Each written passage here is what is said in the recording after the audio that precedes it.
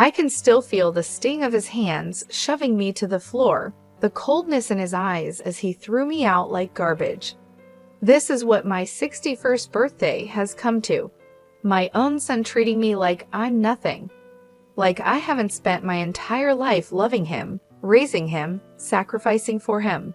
And now, because of that wretched wife of his, he can't even stand the sight of me. Laura, even her name makes my blood boil. From the moment Henry brought her home, I knew she was trouble. The way she looked at me, like I was just an obstacle in her path. The way she whispered in Henry's ear, turning him against me little by little. I warned him not to marry her, begged him to see through her manipulations, but he was blinded by lust, by the idea that she loved him unconditionally. Ha! The only thing that woman loves is herself. And now, because of her, I've lost everything: my son, my grandchildren, the family I've dedicated my life to. Cast aside like yesterday's trash. As I sit there wallowing, a car pulls up beside me. The window rolls down, revealing the concerned face of my best friend, Nicole. "Megan, what happened? What are you doing out here?" she asks, her voice laced with worry. I can barely choke out the words. Henry, he kicked me out, said I was crazy and that it was his house now. Nicole's eyes widen in shock, then narrow in anger. "He did what? On your birthday? Oh, honey, get in the car. You're coming home with me." I climb into the passenger seat, my body numb as Nicole drives. She keeps glancing over at me, her brow furrowed. "This is unacceptable, Megan. Henry can't treat you like this. Something has to be done." I shake my head sadly. "What can I do, Mags? He's a grown man. He's made his choice." Nicole purses her lips, a determined glint in her eye. "Maybe so, but that doesn't mean he gets to get away with it. You're his mother, for God's sake.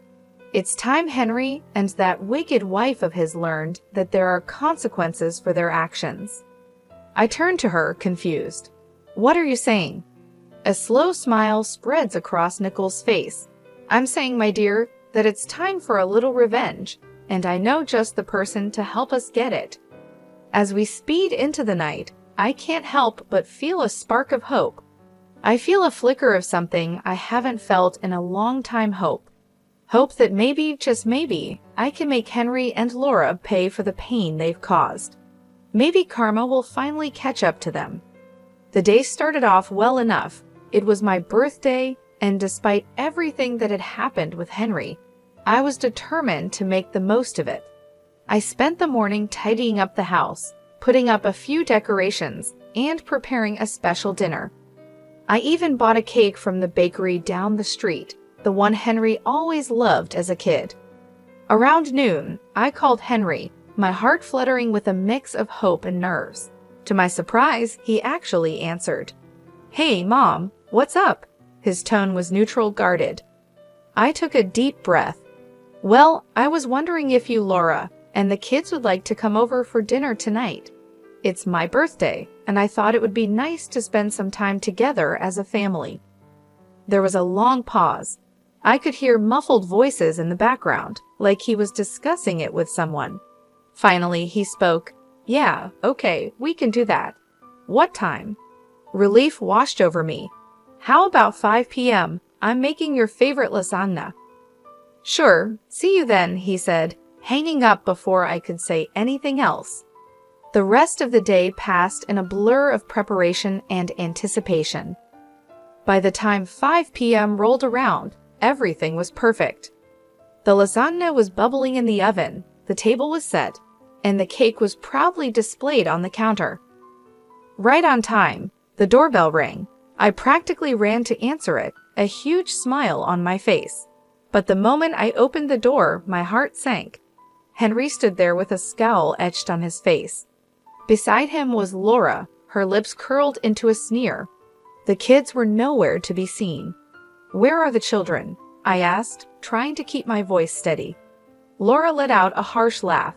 "We decided it was best they didn't come. Wouldn't want them exposed to any more of your toxic influence." I felt like I'd been slapped. Toxic influence? What are you talking about? She stepped forward, jabbing a finger at me. Don't play dumb, Megan. We all know what a terrible mother you were. The way you turned Henry against his own father, the constant guilt-tripping and manipulation. It's no wonder he wants nothing to do with you. Tears stung my eyes. I looked to Henry, silently pleading for him to defend me. But he just stood there, his arms crossed, saying nothing. That's not true, I managed to choke out. I've always loved and supported Henry. I would never do anything to hurt him. Laura's eyes flashed with anger. Spare us the martyr act. You're just a selfish, vindictive woman who can't stand that Henry has moved on with his life, that he chose me over you. Something inside me snapped. Before I knew what I was doing, I lunged forward, ready to slap that smug look off her face. But Henry stepped between us, grabbing my wrist in a painful grip. Don't you dare touch my wife, he growled. You're pathetic, you know that? Coming up with this whole birthday charade, trying to worm your way back in. Well, it's not going to work. We're done with you. With that, he shoved me backward, sending me stumbling. I caught myself on the doorframe, tears now flowing freely down my cheeks. Henry, please, I whispered. I'm your mother. But he just shook his head, his eyes cold. Not anymore. Come on, Laura, let's go. I watched helplessly as they turned and walked away, slamming the door behind them. The sound echoed through the empty house, a brutal finality to it. And there I stood, alone on my birthday, my heart shattered into a million pieces. I don't know how long I stood there, frozen in the aftermath of Henry and Laura's cruelty. Minutes, hours, it all blurred together. The pain in my chest was unlike anything I'd ever felt before, a deep aching void that threatened to swallow me whole. Eventually, I managed to close the door, my hands shaking. I stumbled to the couch, collapsing onto the cushions as sobs racked my body. How could he do this to me? My own son treating me like I was nothing, like I hadn't spent my entire life loving and caring for him. The sound of my phone ringing jolted me out of my despair. I glanced at the screen, seeing Nicole's name. For a moment, I considered ignoring it, not wanting to burden her with my problems. But the thought of facing this alone was too much to bear. I answered, my voice thick with tears. Hello? Megan, what's wrong? Did something happen with Henry? The concern in her voice was my undoing. I broke down, the whole sordid story spilling out between gasps and sobs. Nicole listened patiently, offering words of comfort and support. That's it, she said firmly when I finished. This has gone too far. Henry and Laura can't keep treating you like this. It's time for them to face some consequences. I sniffled, wiping my eyes. What do you mean? I mean it's time for a little payback. They think they can just walk all over you, but they've got another thing coming. You're a strong woman, Megan. It's time to start acting like it. Her words ignited a spark within me, a flicker of anger amidst the pain. She was right. I couldn't just sit here and wallow. I needed to do something to take back control. Okay, I said, my voice steadier now. What do you have in mind? I could practically hear Nicole's grin through the phone. Meet me at the diner in an hour. I've got someone I want you to meet. Trust me, he's going to be a big help. An hour later, I was sitting across from Nicole in a booth at the local diner. She had a mischievous glint in her eye as she sipped her coffee. So who is this mystery person? I asked, curiosity getting the better of me. As if on cue, the bell above the door jingled. Nicole waved at someone behind me. There he is now. I turned, my eyes widening as a tall, broad-shouldered man approached our table. He had a rugged, no-nonsense look about him, like someone who had seen his fair share of trouble. Megan, meet my brother Jack, Nicole said, gesturing for him to sit. He's a private investigator. Jack nodded at me, his gaze assessing. Nicole filled me in on your situation.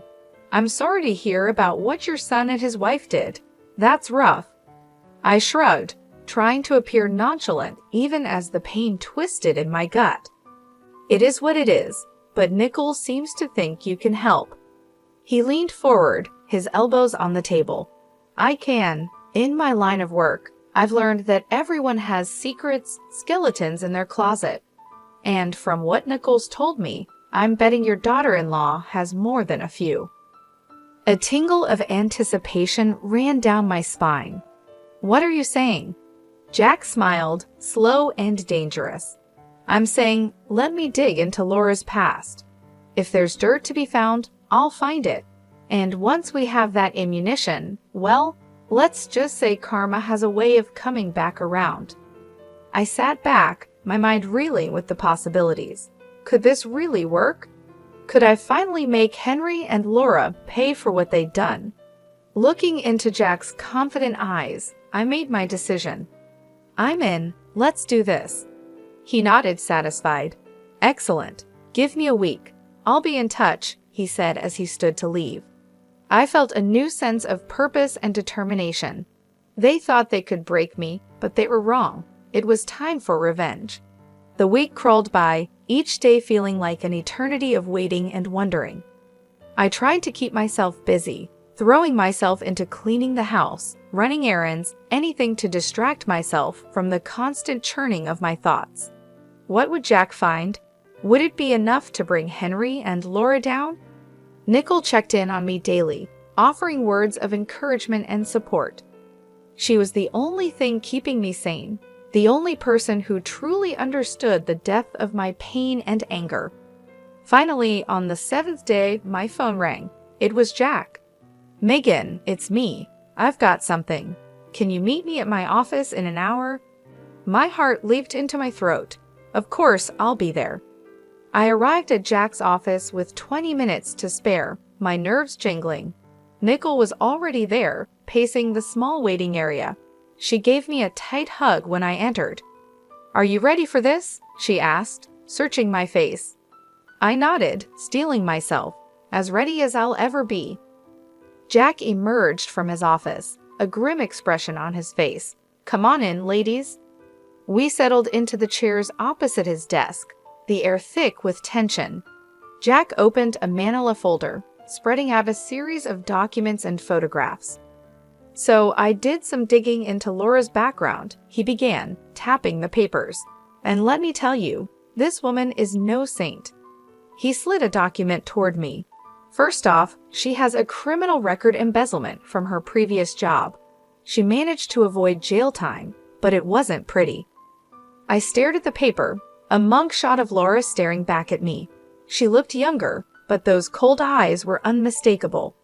But that's not all, Jack continued, his voice grave. I also found out that she's a person of interest in the death of her ex-boyfriend.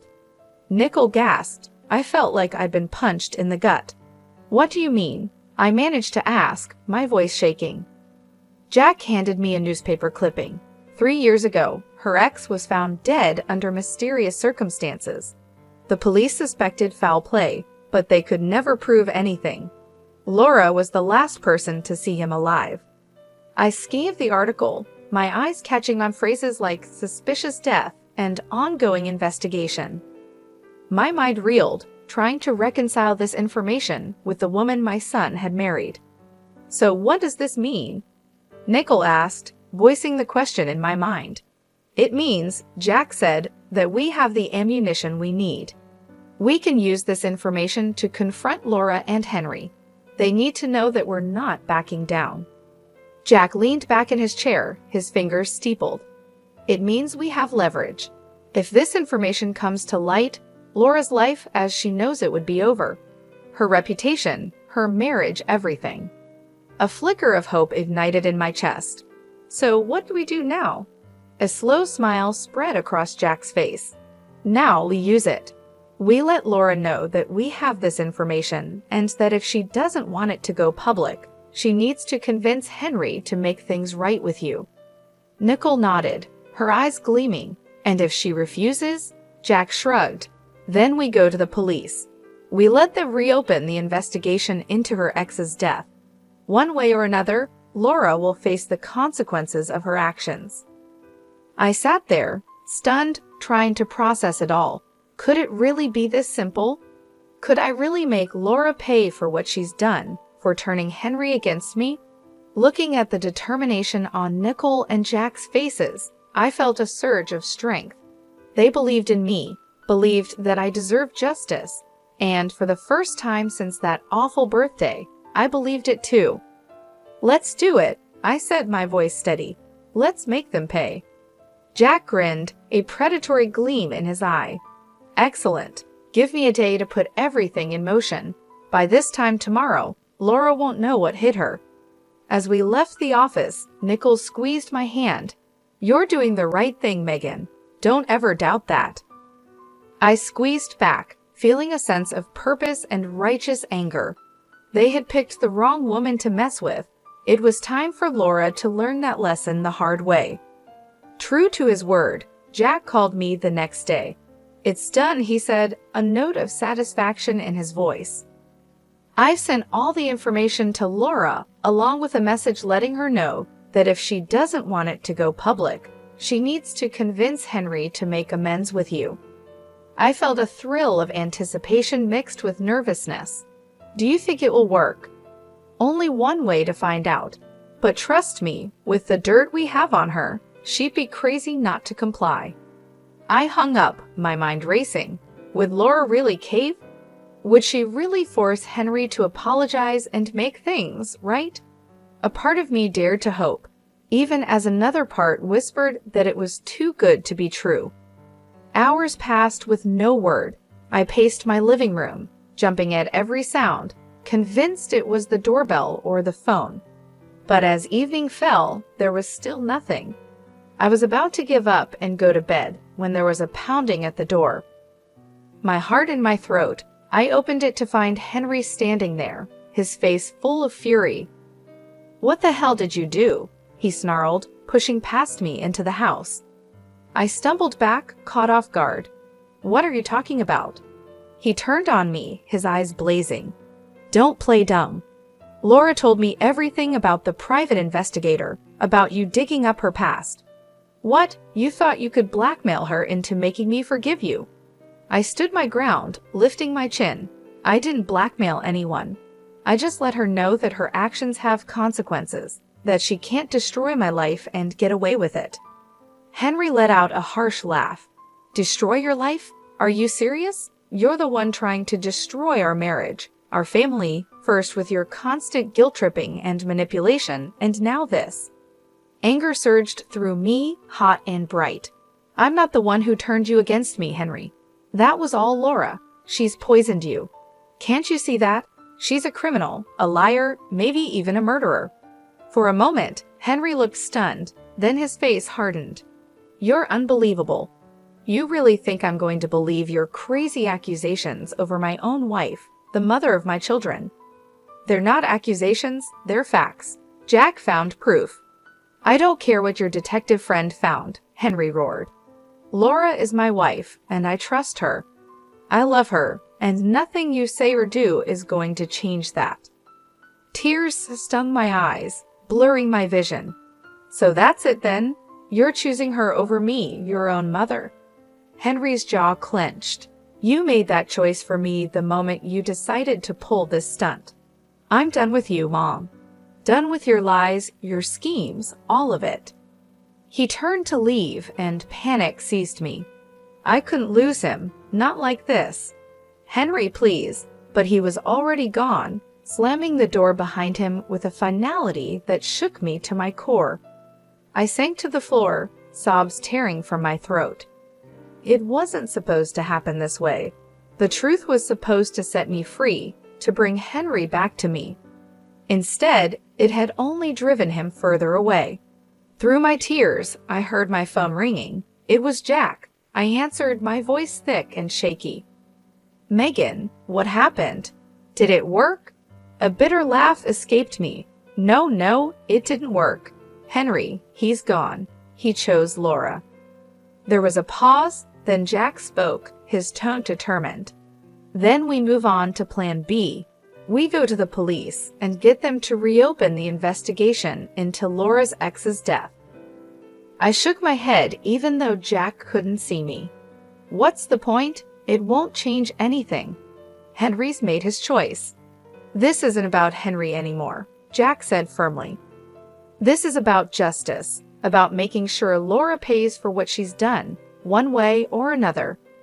I closed my eyes, exhaustion and grief washing over me. Could I do it? Could I really destroy my son's wife, the mother of my grandchildren? But then I remembered the look in Henry's eyes, the venom in his voice, and the way Laura had smirked, so smug and self-satisfied.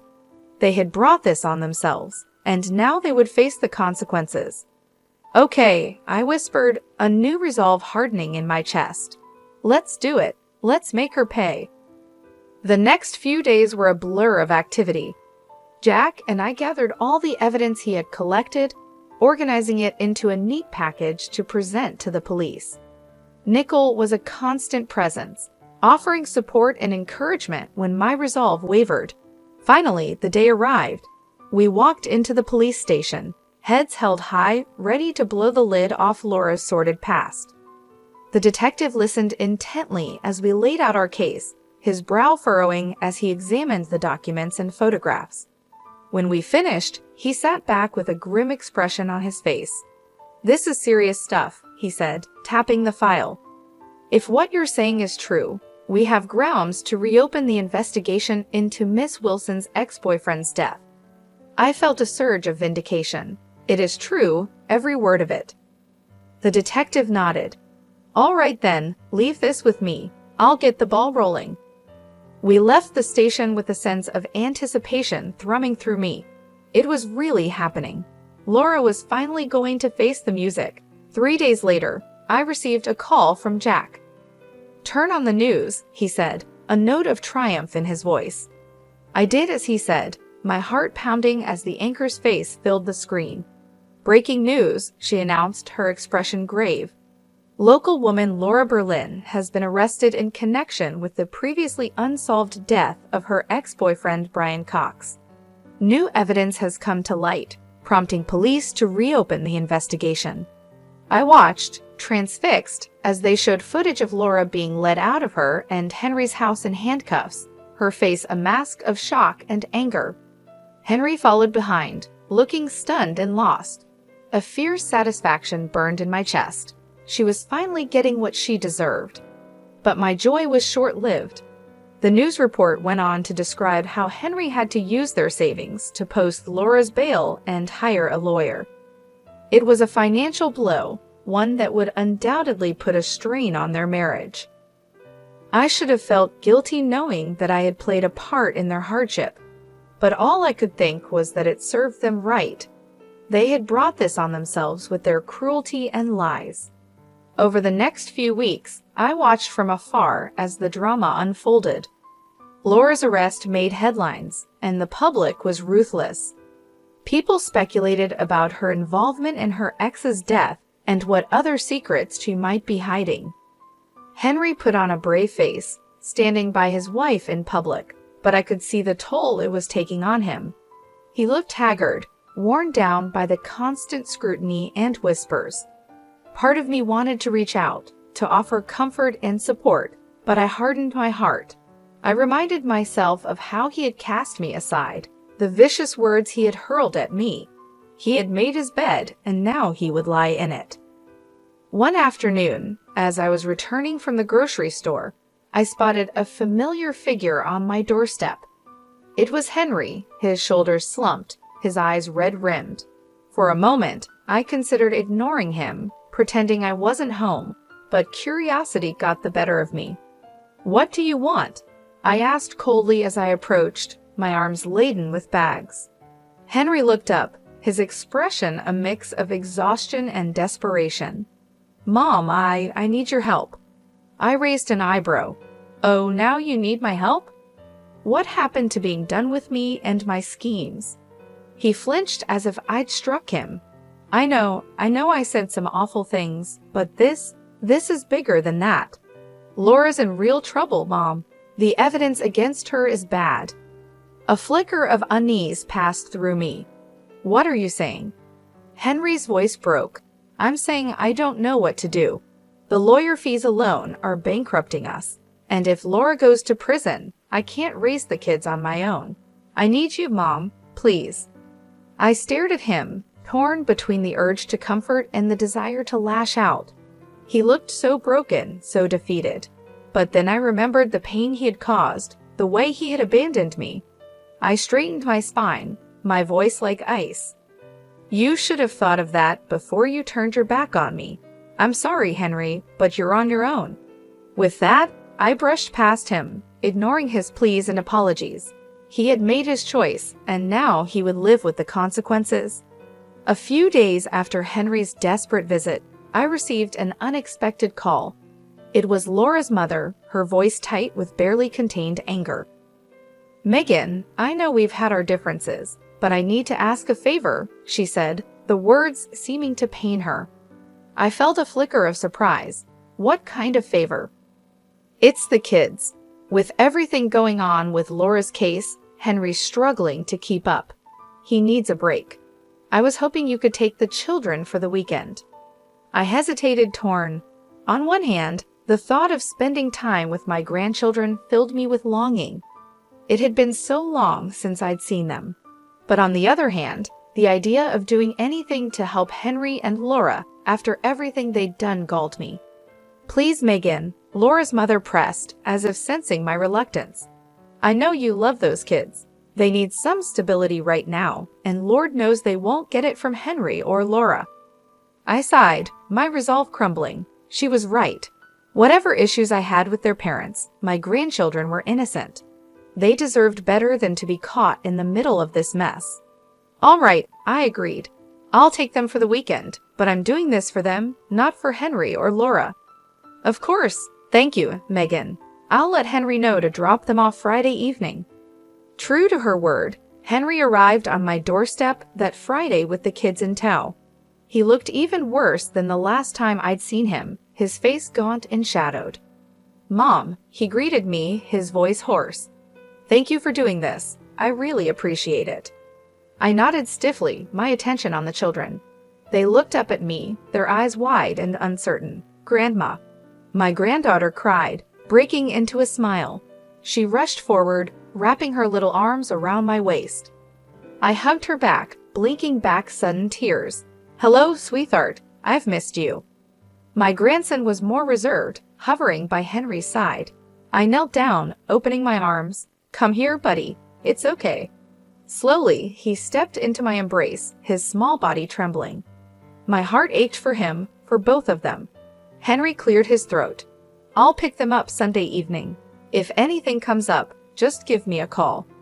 I straightened, meeting his gaze coolly. We'll be fine. Enjoy your weekend. With a final nod, he left, leaving me alone with the kids. I took a deep breath, forcing a smile. Who wants pizza for dinner? The weekend passed in a blur of laughter, games, and stories.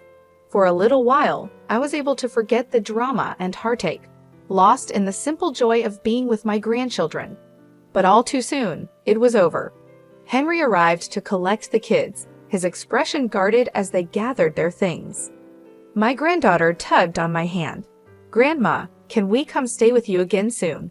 We had so much fun. I smiled, smoothing her hair. Of course, honey, anytime you want. Henry's jaw tightened. We should get going. Say goodbye, kids. They hugged me tightly, their little faces sad. I watched as they climbed into Henry's car, my heart heavy.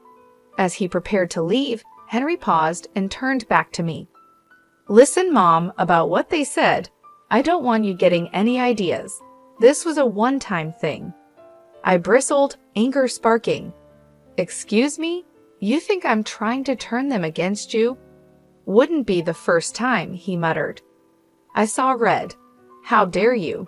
I have done nothing but love and support those children, which is more than I can say for you and Laura. You're so wrapped up in your own drama, you can't even see how much they're hurting. Henry's face flushed. You have no idea what we're going through. No idea the stress, the pressure. And whose fault is that? I cut him off. You chose this, Henry. You chose Laura and all the chaos that comes with her. Don't you dare put that on me. He stared at me, his eyes hard. This isn't over, Mom. I won't let you poison my kids against me the way you did with Dad. With that, He got in the car and drove away, leaving me shaking with rage and hurt. I stood there, watching until the car disappeared from view, a cold determination settling over me. If Henry wanted to play hardball, then so be it. I was done playing nice. It was time to end this once and for all. The day of Laura's trial arrived, cold and gray. I dressed with care, choosing a somber black suit that radiated quiet authority. Nicole picked me up, her face set with grim determination. "Are you ready for this?" she asked as we drove to the courthouse. I nodded, my jaw tight. I've been ready for a long time. We met Jack on the steps, his expression serious. "I've got a surprise for you," he said, leading us inside. I tracked down Brian Cox's family. They're here to testify. I felt a surge of gratitude and vindication. With their testimony, Laura's fate would be sealed. The courtroom was packed, the air thick with tension. I took my seat behind the prosecutor's table, my heart pounding as Laura was led in, her wrists and ankles shackled. She looked pale and drawn, but her eyes still glittered with malice when they met mine. Henry sat stiffly beside her, his face a mask of conflicting emotions. I looked away, focusing on the judge as he called the court to order. The trial was grueling and emotional. The prosecutor laid out the evidence against Laura in detail, painting a picture of a cruel, calculating woman who would stop at nothing to get what she wanted. But it was the testimony of Brian Cox's family that truly sealed her fate. His mother, a frail silver-haired woman, spoke of her son's kind heart and bright future cut short. His sister wept as she recounted Laura's controlling and abusive behavior, how she had isolated Brian from his loved ones. Through it all, Laura sat stone-faced, her eyes cold and empty. Henry grew more and more agitated, his knee bouncing and his hands clenched into fists. Finally, it was time for the verdict. The jury filed back in, their faces somber. The foreman stood, clearing his throat. In the matter of the state versus Laura Berlin, on the charge of murder in the first degree, we find the defendant guilty. The courtroom erupted in gasps and murmurs. Laura's face drained of color, her mouth falling open in shock. Henry leaped to his feet, his chair clattering to the floor. "No," he shouted, his voice raw with anguish. "No, this is wrong. She's innocent." The judge banged his gavel, calling for order. "Mr. Wilson, control yourself, or I will have you removed from this courtroom." Henry subsided, collapsing back into a seat, his head in his hands. Laura turned to him, her expression desperate. "Henry, do something. You can't let them do this to me." But Henry wouldn't look at her, his shoulders shaking with silent sobs. The bailiff stepped forward, preparing to lead Laura away. I watched, a strange mix of emotions swirling within me. Triumph, yes, but also a hollow sort of sadness. It had come to this, my own son broken and humiliated, his life in ruins. As Laura was escorted out, she turned back, her eyes locking with mine. In that moment, I saw the depth of her hatred, the venom in her soul. "This isn't over," she hissed, her voice low and deadly. "I'll make you pay for this, I swear it." I met her gaze steadily, unflinching. "You've already paid, Laura. You made your choices, and now you'll face the consequences. Goodbye." With that, I turned and walked out, my head held high. It was over. Justice had been served. But even as relief washed over me, a sense of sadness lingered. I couldn't shake the lingering unease. Henry's anguished face haunted me, the devastation in his eyes. Had I gone too far? Had my quest for revenge blinded me to the collateral damage? I shook my head, pushing the doubts aside. No, Henry had made his bed, and now he would lie in it. He had chosen Laura, chosen to turn his back on me. Now he would have to live with the fallout. I stepped out into the cold gray day, drawing my coat tighter around me. It was time to move on, to build a new life for myself. A life without Henry, without Laura's toxic influence. A life of my own making.